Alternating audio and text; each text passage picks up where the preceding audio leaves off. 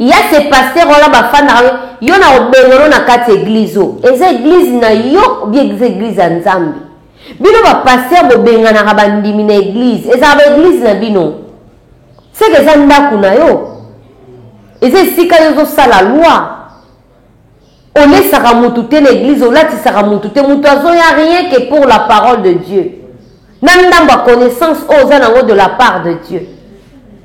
Mais bino bokomi ici bandimi lokwa bana na bino na obenga nao pasteur wana azoloba nini kotia makelele te soko tia makelele na kobenga na yo. Parce qu'une fois que quelqu'un est distrait, je le fais sortir automatiquement, je le chasse quoi. Je ne sais pas si on se comprend. Voilà, ça dit que pendant que je suis en train de parler là, une fois que tu es en train de regarder à gauche à droite là, je te chasse comme un chien et puis tu sors. Quel que soit ce que tu penses que tu peux être. Et voilà. Ici, on est chez Dieu et l'homme de Dieu est là. Et voilà. Donc tout le monde prend ses calmants, tu t'assois tout droit et puis tes oreilles de lapin là, tu tires ça pour écouter ce que je vais dire. Si je vois quelqu'un en train de s'amuser, te chasser comme un chien, tu vas sortir ici avec la honte. Et puis si tu t'amuses pour résister, il va te montrer que je suis homme de Dieu, que je ne suis pas pasteur.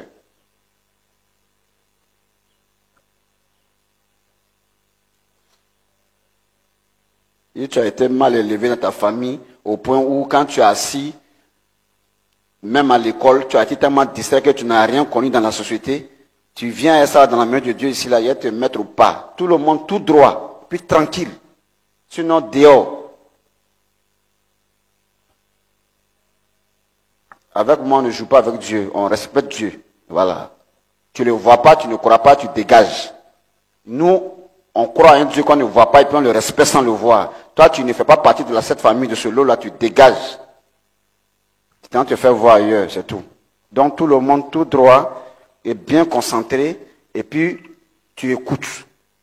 Et puis si tu poses question, tu vas répondre. Tu ne réponds pas, tu te chasses. Tu n'as rien à faire ici, tu n'es pas important en fait. Et voilà, c'est comme ça. Il y a des endroits où ils ont besoin des gens pour remplir leur église ou même les trucs là. Tu peux partir là-bas. Ici, on n'a pas besoin de beaucoup de personnes. Ici, on a besoin des gens intelligents qui savent pourquoi ils sont déplacés pour venir dans un lieu. Ok? On n'a pas besoin de moutons ici. On a besoin des hommes réfléchis qui veulent savoir, qui veulent apprendre pour grandir, pour évoluer, pour savoir qu'est-ce qu'il faut faire dans leur vie. On te parle des choses qui peuvent construire ta vie, construire ton avenir, qui peuvent te bâtir. Donc, du coup, on n'a pas besoin de t'interpeller pour que tu puisses doubler de silence, d'écoute, pour pouvoir, n'est-ce pas, suivre. Quand tu es mal éduqué, il faut apprendre l'éducation en suivant d'autres personnes qui sont... Il y a ces pasteurs là bafana yo na obengolo na kati église eza église na yo bien église nzambe bino ba pasteur bobenga na bandimi na église eza ba église na bino c'est que ça ndako na yo eza sika yo sala loi on est saka mutu te l'église on lati saka mutu te mutu azo ya rien que pour la parole de Dieu nandamba connaissance oza nango de la part de Dieu. Mais bino bokomi ici bandimi lokwa bana na bino na obenga nao pasteur wana azoloba nini kotia makelele te soko tia makelele na kobenga na yo toke na bajeton bapasteur ebele babwakelaka bandimi bajeton na chair aza na baproblème na couple na ye aza na baproblème na mwasi na ye place ye amoni aoya obwakela mwasi na ye bajeton liboso ya chair. Église n'a pas fidèle au bayaka na église bazaka bana na bino na tout na ba prophète na ba serviteur de Dieu mal éduqué tant muto asukoli mai na ndako ya na église amwana na yo amungamba no bia za mwa musala na yo mais respect faut ezala maison kati eza ya bana ya Congo maison kati eza ya bana ya Congo maison kati do eza ya bana ya Congo do maison katido eza ya bana ya Congodo tozana ba potebele eza nango naturel mwamba papa wana makasi ya papa tanga bio suki sai pomade élargissante pona papa pirito voir clair Des pioches ba produit ya Maison Kati yango wana ekanga. Maison Kati amemeli biso ba produit naturel ya bien oyo kotraite nzoto na biso malamu mingi koleka. Plus de détails, kende na Kintuka Pêcheur, avenue Maindombe numéro 99. Référence Carrie Grèce.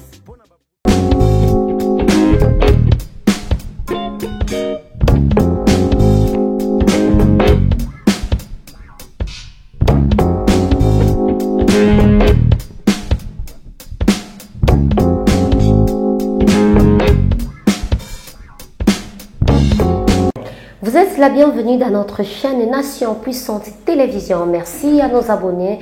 Merci na batunyo so ba pesa biso confiance. Merci na ba onyo so ba partager ka pe ba imaka ba commentaka. Je vous dis vraiment merci beaucoup. N'hésitez pas à vous abonner parce que là je vais vous signaler que ça s'est fait gratuitement. Abonnez-vous et vous ne serez jamais dessus parce que nous allons plusieurs émissions. Nous allons émission SOS. Le monde dans l'église, la vie est sur réalité et Talamboka. Donc voilà, merci beaucoup. Si tu t'es pas encore abonné, je te signale, abonnez-vous massivement. Aujourd'hui, votre émission va se présenter par Maman Espérance Fatou. Nous allons parler de quel sujet?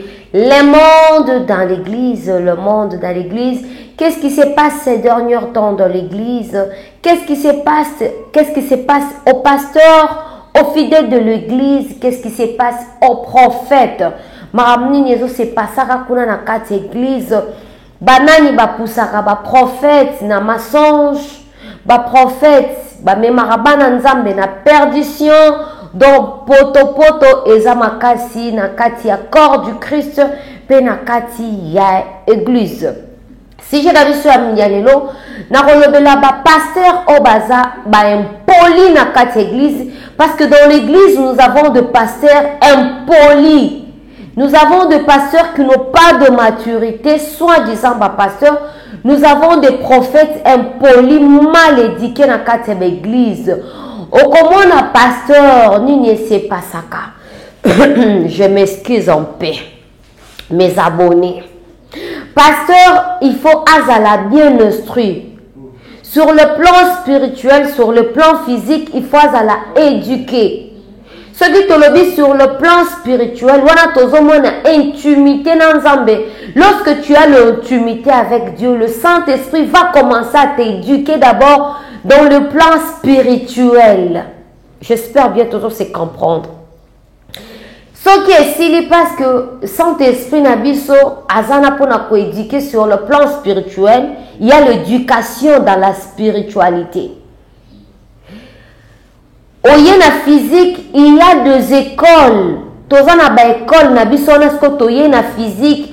Oyo ezo apprendre bizaleli ya pasteur, bizaleli nini pasteur akozala nango en face ya ba fidèle, comportement nini pasteur akozala nango na environnement ya ba brebis o nzamba pesi. Oko se comporter nini de temps que un père dans l'église ozo éduquer batou envers ozo la kisa batou porte chemin ya lola. Selon ma capacité na ba grâce au nzamba pesao. Dans l'éducation spirituelle département du Saint-Esprit, parce que Saint-Esprit peut éduquer kamutu. Lorsque tu leves la mamba spiritualité, lorsque nzamba salabiso grâce ya koyeba moitié ya mamba spiritualité, il y a une éducation que le Saint-Esprit donne. Et ça na ba message mosusu Saint-Esprit à permettre te oloba. Mais à la kisio kaka oyeba la personne. Et ça n'a pas message sur le Saint-Esprit a accordé à Ebisio qui au moni muto qui est yebisae. Voilà. Si ko éducation n'a pas pasteur belé n'a pas prophète belé ezate. Baso pe sa message tchanga tchanga. Message nyo se zaka kolobate. Message mususu eza secret privé. O botongi yo na nzambe. O nzamba me apercepeli kolakisayo. Mais ces derniers temps, ce n'est plus le cas. Le prophète va couper sa message et puis memi ba trouble. Nzamba a trouble te. Nzamba a droiture. nzambe aza nzambe ya kimia. Eza na ba message mususu nzambe apesi yo abiso koloba ngo lelo te bomba ekosalema après 5 ans et que ça accomplir après 4 ans ou bien dans 3 ans. Mais ça n'a pas de message, nous sommes ça cassé dit tic au tac. Au moins, on le lobby s'accomplir. Azan Zambe à l'olenge belé. Toké na ba jeton, ba pasteur belé, ba bois que la rabandi mi ba jeton na cher. Azan na ba problème na couple na ye, azan na ba problème na mwasi na ye. Plus il y a moni a oya bois que la mwasi ne ba jeton liboso ya cher. Église n'a pas fidèle au bayak en église, bazaka bana na bino. Na tout na ba prophète, na ba serviteur de Dieu mal éduqué. Tant que tu soukoli mai na ndako ya na église, amwana na yo. Amungamba no bia za mwa musala na yo. Mais respect faut ezala. Yo hôtel manager obandi obwa que la mwasi no ba jeton liboso ya cher. Obandi obwa que la banzimi ba jeton. Obandi ofinga même banzimi mususu likolage ya cher. Banzimi bazaka ba esclave na binote. Bazaka bana misala na binote. Bayaka kaka pona ko participer pe ko contribuer ko zwa grâce. O nzamba pesi yo lokola papa mukambia etonga. Yo komisi babandimi lokola marchandise nao. Ça ne se fait pas. Ça n'a pas de sens. Pasteur Nanou, il faut à la mutotanga. Pour nous à la pasteur na kat église. Tu dois être enseigné et à koleka na bande de l'école. Un serviteur de Dieu doit étudier. Mutumusou lo baba serviteur de Dieu belé ba David batanga, banani batanga, mais ba David bazaki na ba discipline.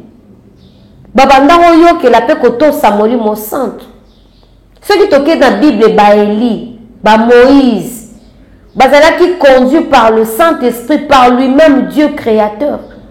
Et baba naroyoka, moins d'erreur boye, nzamba frappé au bambata. Moins d'erreur boye, nzamba fâché, pour kalanzamba bando fâché par un pam. Bota notre ezali ya pasteur oyo.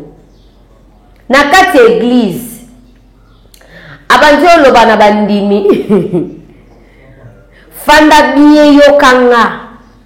Si tu n'es pas éduqué, je vais te chasser de l'église. Il y a ces pasteurs là ba fanda yo na obengolo na kati église o. Eza église na yo bien église nzambi. Bino ba pasteur bobenga na bandimi na église. Eza ba église na bino. C'est que ça ndaku na yo. Eza sika yo ça la loi. On est saramutute l'église, on l'a saramutute. Mutazo y a rien que pour la parole de Dieu. Nandamba connaissance aux anango de la part de Dieu. Mais bino comme ici bandimi lo ko bana na bino na benga nao. Pasteur wana zolo banini. Ko chama kelele te. Soko chama kelele na ko benga na yo. Soko sakani na wana olakiso ke na za mokeli. Na za mokeli. Na za mutu na za créature, pardon. Mais respect faut ezala. Genre ya ba pasteur a bongo baza vraiment ebele na kat église. So sakani na ngande na ote ya lelo boye na obenga no libanda. Muto ko déranger na otia libanda. Pasteur mobimbo ye l'église oza kanda. Tu n'es pas un pasteur. Ba pasteur musu bazana tana ni koma kofi oyeba kenga na zala boxer kala. Oh. Yo zo mema makofi na kati bandimi. Mais ba boxer baza kuna bazoluka batunini bakobunda bazwa sentir mboka. Baninga ba boxer bazoya ko escroquer bato ba $100,000 ah. Yo ki boxer na yo ki sportif non na kati église. Pasteur Amatana cher Abandi, vous savez, moi j'étais ancien, pardon, judoka. Nena zabo esoko ye na robambo ba judo na se ama sekite. Tu n'es pas un pasteur. Ceux qui muto sukoni maine na mali la futi transport na che bible na ye na sali pekaye église. aye pona koyoka liloba nzambe,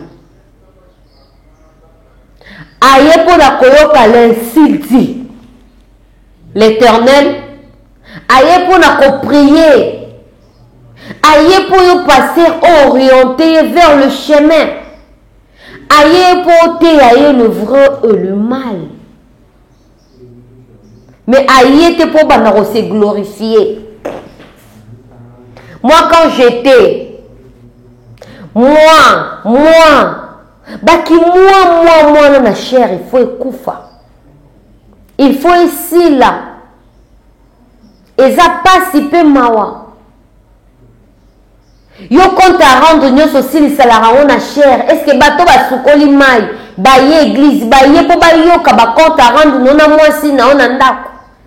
Il y a des pasteurs au télémi bona cher, abandi ko kumisa mwasi na ye, abandi ko sala mwasi na beloge, abandi ko adorer mwasi na. Vous savez moi ma femme est belle. Est-ce que bandimi ba ye ka po ba yo ka no yo kumisa mwasi na? Et ces femmes là mi ben na ba osala ba ba poème te, ba kufa, ba midi mbika, un pasteur. Il faut à la pasteur, moi, à la maturité. Un pasteur, à cause de un pasteur impolité. Le pasteur est mêlé à Congo dans le monde. Vous avez impoli envers Bandimi.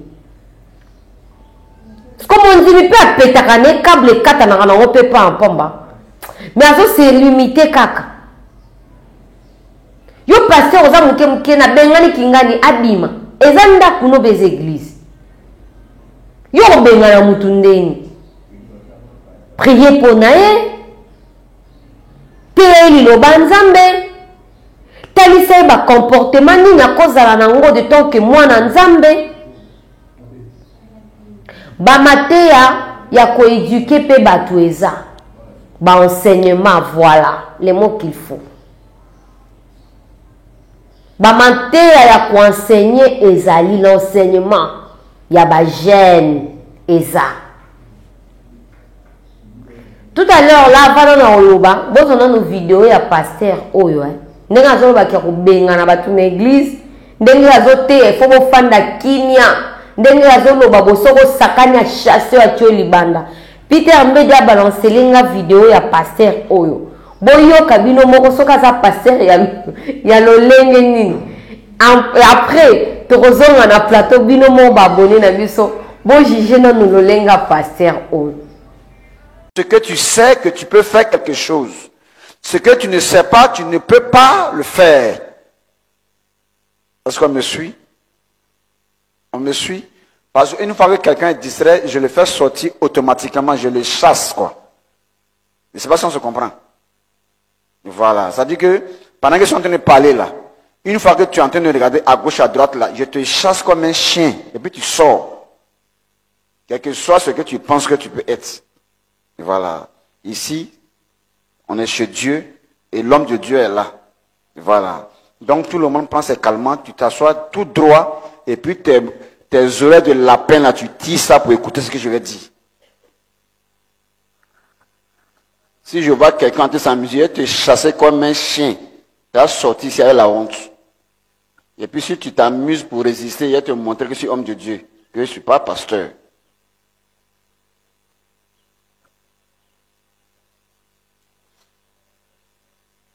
Et tu as été mal élevé dans ta famille au point où quand tu es assis, même à l'école, tu as été tellement distrait que tu n'as rien connu dans la société.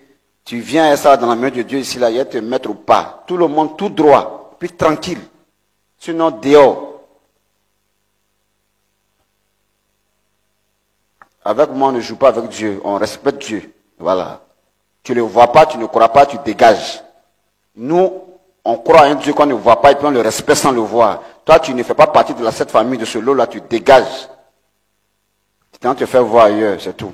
Donc tout le monde, tout droit, est bien concentré et puis tu écoutes. Et puis si tu poses question, tu vas répondre. Tu ne réponds pas, tu te chasses. Tu n'as rien à faire ici, tu n'es pas important en fait. Et voilà, c'est comme ça. Il y a des endroits où ils ont besoin des gens pour remplir leur église ou même leur truc là. Tu peux partir là-bas. Ici, on n'a pas besoin de beaucoup de personnes. Ici, on a besoin de gens intelligents qui savent pourquoi ils sont déplacés pour venir dans un lieu. Ok?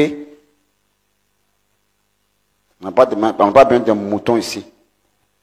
On a besoin des hommes réfléchis qui veulent savoir, qui veulent apprendre pour grandir, pour évoluer, pour savoir qu'est-ce qu'il faut faire dans leur vie. On te parle des choses qui peuvent construire ta vie, construire ton avenir, qui peuvent te bâtir. Donc, du coup, on n'a pas besoin de t'interpeller pour que tu puisses doubler de silence, d'écoute, pour pouvoir, n'est-ce pas, suivre. Quand tu es mal éduqué, il faut apprendre l'éducation en suivant d'autres personnes qui sont plus intelligentes que toi.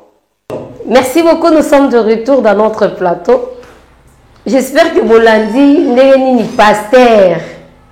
Azo finga batu. Boyoki ba propos bino moko makamuni na oloba na bandimi. Ndeko fandi wana so na poser bino question bo répondre teli banda. Et puis ba fandi peigner le monde dans l'église. Le monde dans l'église. Bandimi bazaka bana na bino ou bien bazalaka basi na bino. Respect faut ezala na kati église. On se ko parti na l'action que na pasteur te naza homme de Dieu, do naza mutu, mais ya nzambe ako appliquer lo ki mutu. C'est malheureux. Les gens ceux qui va te belé balingi ba retrouver bolingo okutango pa ba païen na ba noalaire. Je vous dis Baloualer bazana bolingo. Bazana bolingo wana ya ko compature mais soko une église okuta vraiment mutema mabe. Église nde siège ya mutema mabe ko banana ba pasteur. Si na ba diacre. Na banzimi. Nde sika mutema mabe fandi. Mais vous comprenez, que tout soit païen, azo respecté. Basakana na nzambe te, na koki ko kosate na kosala mutu mabete. Oke pas pasteur be ma pasteur na liete na nzala. A pe sauter. Mobile na ngasala ONGT. Et plus par ya ba pasteur babalaka basi ya mitema mabe. Ce qui mobile na aza mal éduqué afandi na cher abandi ko finga batu ko boakela batu bajito yo kayema un pasteur kuna amen come on daddy avancez papa c'est la vérité na yo pasteur prophète na yo mwasi no boza ba impoli ce qui mobile na afandi na ko boakela ko tia ba département mususu oyo ya tia mal à l'aise ba diacre, ba diaconesse, ba chantre, ba modérateur. Moi si ye wana c'est que c'est loko ba préparer qui depuis na ndako na chambre. Les gens na rolobela bango ba royokanga. Ce sont pas vos enfants. Vous devez avoir aussi du respect envers bandimi. Okobanda robo ki la mondimi jeton na cher titi. Et ça va passer à mususu lelo kirdam. Et ça la makasuna ba pasteur te. Ok, pas passer au sali cure dans obimisi ya yo nyonso obimisa on likolo cher. Neti se a mo boya ki ko se repentir et pas nanga mamba betelinga pe pardon. Et ça na ndeko moko ala ki ko mona nga na bureau pourquoi pasteur mal éduqué? Pourquoi obimisa ngo le bango pourquoi? À se confier na yo a ekoluka délivrance. À se confier na yo pour osounger na ba prière. Yoza na moyen ya kosengele mawa nzamba oyoka parce que aza bana o nzamba pesi bino. Ser moko aza awa aye na bureau na nga lobi ba protocole ba kotisa ki ser wana ba oye ba keza ser intègre. Secret zate. Secret zate. Ba pasteur mal éduqué. Ba pasteur ba leka na bon de l'école te. Déjà, pasteur, vous n'êtes pas là comme des moutons. Au cours de la responsable de bon dans église. L'église a bon na ke. Na bimi na ke. Au moins la sœur ou bien frère, aye kolela likambo couple pas pasteur. Papa tala couple nanga, tala comportement moi sinanga. De temps que papa aux appels na alliance, aux an expérience na kati ya mariage, luka kimia, pesa biso kimia na maman, maté ya buena bwe. Pasteur azuma te ya dimanche. Parce que plusieurs de pasteurs, bazaka vraiment na ba prédication clé. Bazaka na koloba, na ma cessé. Ba pasteur rebelle likola cher, bazaka na ba prédication te. Baloba ba n'importe quoi. Pasteur azui mater. Loko ndeko moko boya yaki. Aya on la likambo ya moi en tout cas ma baleza pasteur et ça secret. Aye kolela o soutenir ye o compatir na ye soki mutu aye ko betelo lisolo nos abonnés botu na nini soki mutu aye ko betelo lisolo cela veut dire azomi kokate azo se sentir étouffé alingi partager na yo pour sentir eloko moko ko ute pa na yo epesi force babetaka lisolo pour na koyeba kozwa eloko moko eko motiver yo ko fortifier yo et puis babetela mutu nyonso te lisolo il faut ko betela mutu aza na expérience o ko compatir na yo na eloko moko epeso kinia voilà mais ça va te belé ke betela ma passer lisolo ma passer a choqué lisusu koleka oyo azalaki nango mama tala mobali na ngai comportement mobile nanga boye boye ya bino nde boye ba ofana ni balite isko yo sala ki pa mobile noni est-ce que ça kana pamba tu commences à condamner ce muto ko betelo lisolo na ya douleur yamana no lisolo na ya douleur banda ko compatir ne pese na no kimia avant ya ko faire voir ye ba défaut na ye. Mais il y a plusieurs pasteurs, plusieurs mamans pasteurs. On se confie au que betele lisolo ya pasi. Croyant qu'il y a ko compatir, abandina nous ko juger yo. Abandina nous ko dénigrer yo, ko ignorer yo. Ko faire voir combien il y a de femmes sages dans le mariage. Écoutez, il n'y a pas de femmes sages dans le mariage. Mariage est à grâce. Ba maman pasteur, mariage est à ngolou. Okutani na mobali o aza bien éduqué. Éducation est tanga ici c'est université zangolu. Ce n'est pas dit que ceux qui mobali non respecté quand de l'église ou la qui ba maman yo église que moi je suis spécial. Tu n'es pas spécial. Kokutana na mwasi ya malonga, kokutana na mobali ya malonga dans le mariage c'est une grâce. Ceux qui ont ma pasteur au malaka chaque dimanche ont changé bilamba. Moi soit kangama na liputa moko na église et la qui c'était kazaka impoli et pas mobali ne. Azinde mobali ya kizengi. Azande na mobali moko mayele kokate abima prématuré na 7 mois. Amela pesu mai. Ni bala bongo na église baza. Le monde dans l'église. Surtout bato bazanga linga ko bala pasteur, qui est bala pasteur au souffrir.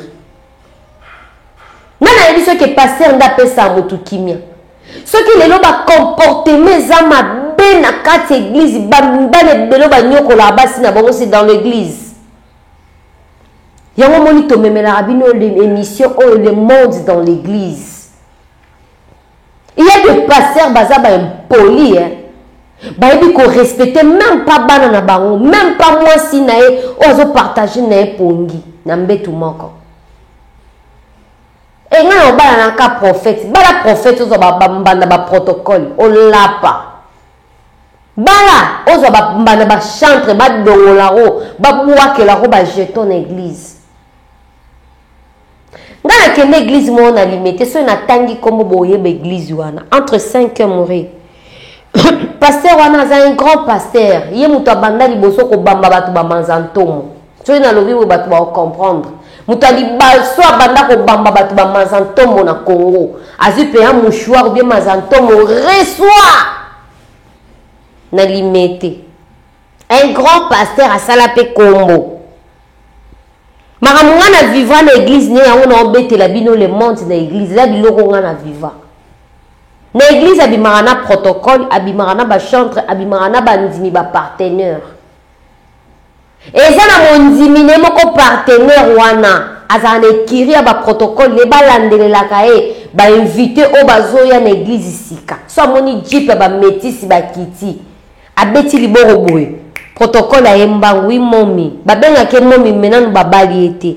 momi ba invité wana banane na invité baza ba invité à papa et ce papa si prédication muto akota na bureau tenga muto liboso ake sambisa ye ba fi wana ba yaki banane le monde dans l'église et ba comment na niveau ko bundele na kati église so na tangi kombo ni awa manda d'amener aza pasteur moko influent soki na tangi kombo ni awa ba chaîne ekozwa ekati parti wana ekati ekomi o convocation.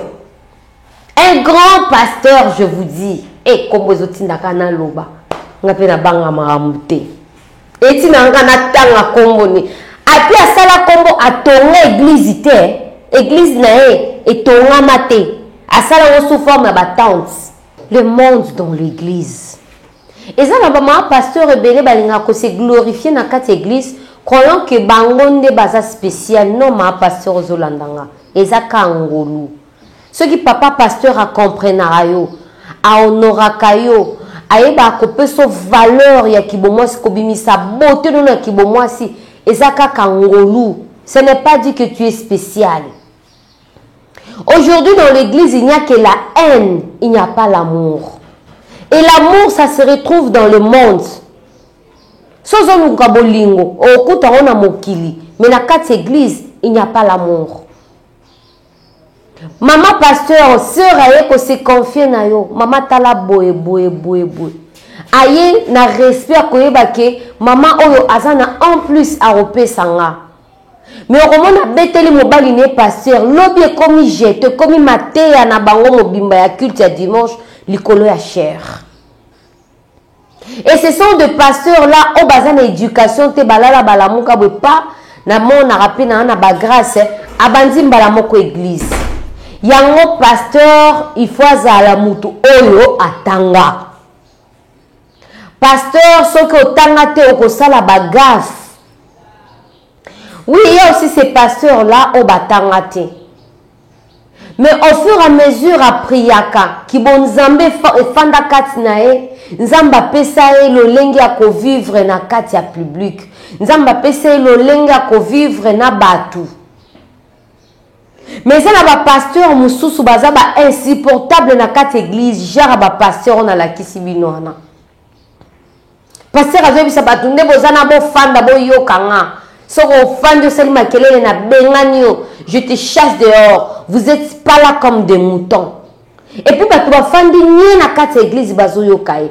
Ezala kan voutima to ezala ani. Est-ce que ba pasteur rebelle lelo bazana ba père spirituel? C'est ce que je me demande. Bazana éducation. Bafandi na makolo ya papa na bango po bazwa conseil.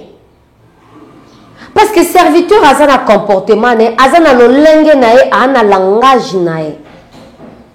Ezana ba serviteur mususu soka fungoli munoka bandi oloba. Olobi oyo païen ou bien serviteur de Dieu.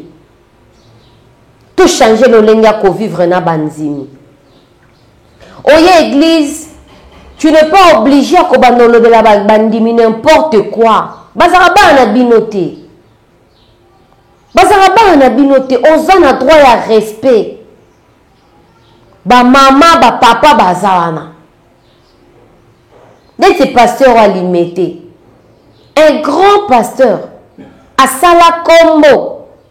Mais bandimi babundele na kati église. Pourquoi? Le col azaki célibataire divorcé. Sert au la protocole à Tchemutema. Partenaire à Tchemutema. Moyembi à Tchemutema. Il va commencer à niveau à Robunda na kati église. Va commencer à niveau à Robunda. Aïe ko suspendre batumususu à zongisi. Église pasteur azana droit à pour inviter ba mamate. Ce qui a invité Moutou, protocole, partenaire, chantre, Mouté, Mesfoué, Beba, pasteur Ayambi, Bamibasa Kitoko, Boyende, Sekaba Makangunaï. Bureau à pasteur après prédication, comment qui a koué, comment qui saturé. Pourquoi? Baki ko sambisae, batona bayaki bahabanan. Le monde dans l'église. Et on ne blague pas avec Dieu, on ne se manque pas de Dieu. châtiment ya basala nzambe bongo ezali. Bato bazalaka ngai faut kana bala pasteur, ngai faut na bala pasteur. Okoka ba pasteur nde isika impudicité fandi, chose grave. Et pas ba pasteur nde ki lokoso e fandi nde ki moyibi ki escroquerie e fandi. Ba frappeur bazara le sous-souté na mokili. Soko lingozo wa frappeur yaka na kati église. To changer bizaleli na biso. Obengama te, obengama te. Obengama pona kosalela nzambe oko présenter bilembo ya basali ya nzambe. Oko présenter ba fruit ya ekodim. Oko présenter ba fruit ya molimo santu kati na yo. Pasteur azawana na place amema batu na prière, amema batu na repentance, amema batu na koluka molimo santu. Abongisa banzela na bango conduite na bango baluka le feu epelaka kati ya mutu azala mwinda te. Pasteur akoya église abandi obeta masolo ya vie na ye. Vous savez moi quand j'étais vous étiez moi quand j'étais ancien sportif pardon. Tanga na bandaki kobunda. Est-ce que l'église a besoin de bilokwana? Quand tu étais ancien sportif, répentez-vous. Ba maman pasteur bo se repentir. Boye baranini ya roloba na cher, boye baranini ya roloba na bandimi. Voilà. Merci beaucoup à nos abonnés. Kolala kola mukaba abonné na biso bazo bakisa maka na pesi mino vraiment merci. Na batunyo so ba commentaire, ya ba commentaka pardon. Ba j'aime nabino et ça la ngabi ba commentaire nabino. J'espère que to solo la kakada ba ba kat saka na ngamba WhatsApp. Répondez-vous l'église parce que Jésus-Christ revient bientôt. Soki nzamba zongiti de tokutani na prochain numéro. Bye. Maison Kati, eza ya bana ya Congo. Maison Kati, eza ya bana ya Congo. Maison Kati don, eza ya bana ya Congo don. Maison Kati don, eza ya bana ya Congo don. Tozana ba projet belé, eza nango naturel. Mwamba papa, wana makasi ya ba papa Tanga bio, suki sai, pommade élargissante.